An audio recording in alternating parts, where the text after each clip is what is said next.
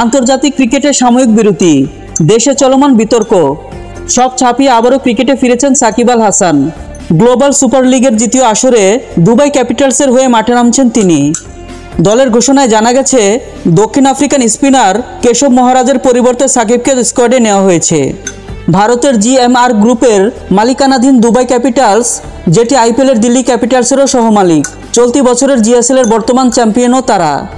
আগামী 10 জুলাই সাকিব অভিষেক করবেন নিউজিল্যান্ডের দল সেন্ট্রাল ডিস্ট্রিক্টের বিপক্ষে, আর 16 জুলাই মুখোমুখি হবেন তার পুরনো BPL দল রংপুর রাইডার্সের সঙ্গে, যারা এবারও সাকিবকে দলে নিতে চেয়েছিল, তবে রাজনৈতিক কারণে চুক্তি হয়নি।